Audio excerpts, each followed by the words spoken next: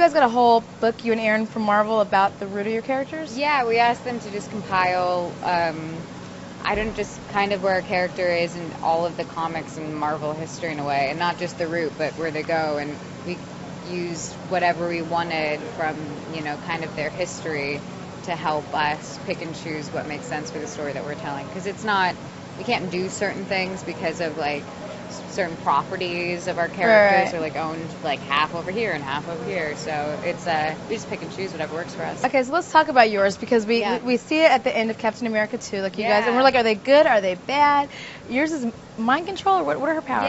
Yeah, she can do mind control. She can see into someone's deepest fears, and she can also manipulate energy. And it's almost like she can create some sort of energy and use it to blast. Do you get to kick some butt in this movie? Yeah. Because I was talking with Jeremy Renner, and he's but like, not contact-wise. Okay. I wish I got to be contact, but because I don't need to be. Yeah. Because that's not how I work. I mean, I get to do a little bit of contact, but I think my stunt double is really bored. She's like, please do something. She's Jedi mind controlling me. I see her sometimes I'm so sorry, Olivia.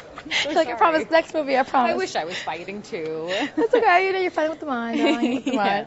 When the first day on set in Italy, I think it was, when you put on, yours is not the same suit as everybody else, but when you got on set, what did that feel like, finally getting into character? It felt really empowering, and especially at that point in the film when we were filming there, she has kind of a new sense of confidence in a way, and so it's really every day just going home after standing really confidently, you just take it home with you. And what's the stance? Really nice. I'm because I'm all hunched over. Is it just? No, it's just I don't know. It's when you see superhero movies and everyone kind of has their arms out to here. That's just because the costumes don't allow them to put their arms down. Yeah. But it makes them look like they're ready for something. Totally. It's like that, always ready to fight or whatever. Whatever's going on. Yeah. Do you feel like she will empower a lot of little girls? Because, growing up, I didn't read comics because there wasn't a lot of characters that I identified with, but it's cool to see another woman on screen. Yeah, I think it's a lot of fun, and she holds her own.